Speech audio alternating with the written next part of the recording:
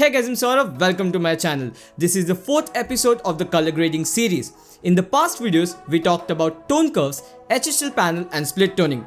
Today, we are talking about camera calibration. Camera calibration is a very useful tool if used properly. To be very honest, even I did not use it before because I did not understand how to use this particular tool. I researched a lot about this tool and the conclusion I came up with, if you're serious about colors, this is a must-use tool. In this video, I'm going to break down everything and explain how to use this tool. This video is going to be different than the previous videos. In this video, I'm going to explain more and edit less because there are certain things you should understand even before using this tool. Otherwise, this tool won't make sense to you. As I said before, it's a very advanced tool. Before editing the images, let's break down the word camera calibration. The important word to focus here is calibration. Now, what is calibration? Calibration is making fine adjustments to get accurate results. When you take an image, the colors you see in real life and the colors captured by the camera might be different. Every color is made up of red, green and blue. And every camera brand has a different interpretation of what red, green and blue is. So if you take the same image with the same settings with two different cameras in terms of brands, you will get different images in terms of colors. Camera calibration is used to fine-tune colors. How to do that, I'll show you in this video. How to use it for color grading, I'll talk about that too. It's going to be a very informative video. I'm excited. Hope you're too. So without wasting any time, let's get started. The first thing you see here is the process. You can see different versions here. If you use a different version, the sliders will also change. This is basically how Lightroom was few years ago. I always use the current version to use all the latest features. Then you have the shadow slider. If you move the tint, you can add tint to the extreme shadows, but it isn't meant for that. For that, I would use tone curves. This is used to correct the tint in the shadows. So a lot of times there's a bit of green in the shadows. So in order to reduce that, you move to the opposite side. If there's a bit of blue in the shadows, you move to the opposite side of the blue. Now you have three colors, red, green and blue. And you can control their hue and saturation. But you could also do this in the HSL panel. Then what is the difference? Let's reduce the saturation of green in the HSL panel. Now you can see only green gets affected, red and blue does not. But here when I reduce the saturation of green, all the colors get affected because every color, every pixel consists a bit of green. If I move the cursor, you will understand what I'm talking about. Below the histogram, it tells me that this pixel consists of X amount of red, Y amount of green and Z amount of blue.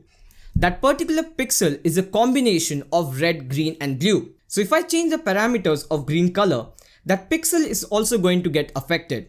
If a color consists more amount of green, it will get more affected. If less, it will get less affected. Now the question is, Saurav, if it's not red, green or blue, how to understand what sliders should I use? Again, for that, let's just take the mouse cursor here and see how much of red, green and blue that color consists of. If there's more of green, then changing the green color parameters will help you. There's a very less amount of blue, so changing the blue sliders won't affect this area much. If you move around the tree, you will see the amount of red and green is approximately equal. So using both those sliders will help in this case. For the next image, there's a bit of yellows and oranges in the bottom part of the image which I don't like. I take my mouse cursor there and I see it mostly consists of red and green.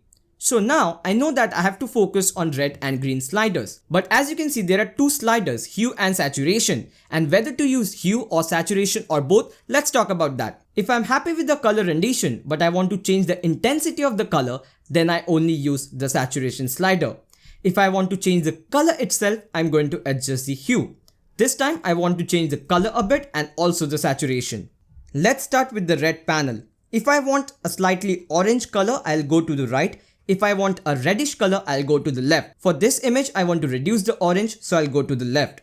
For the greens, if you move to the left, you will add yellow. If you move to the right, you will add a reddish color. Again, I want to reduce the yellow, so I'll go to the right. I will decrease the saturation in both red primary and green primary to reduce the intensity of the color. The next image is shot with my drone, the DJI Mavic 2 Pro. And a lot of times, I'm not happy with the way the blue color is rendered. I want the blue to look more like teal and less saturated. So I will reduce the hue of blue and take it to the teal side and just reduce the saturation a bit. If I want to make it more blue, I can increase the hue and saturation a bit. Again, the important thing to understand here is making small adjustments. If you want to do targeted adjustments, then HSL is the way to go. Camera calibration is used to, as I said before, fine-tune colors. And when you're fine-tuning something, you don't make bigger adjustments. Sometimes it's just those smaller adjustments that will give you accurate colors. So I hope you understood how to use camera calibration for getting accurate colors, but how to use it for color grading. This is where we get crazy with the hue and saturation sliders and create a unique look. So previously for this image, we made very little adjustments, but now let's do some more and change the colors completely. The saturation slider here is a lot subtle than the one in the basic tab. If in the basic tab I go to positive 100, it looks very weird. But here if I go to positive 100, it doesn't look that weird. In color grading, it's very important to understand what colors do you want in the final result. And that's how you proceed with the sliders. What I'm showing you right now is not the final grade. This is just for experimentation purpose. For this example, again, if I want a more teal look, I'll reduce the hue of the blue.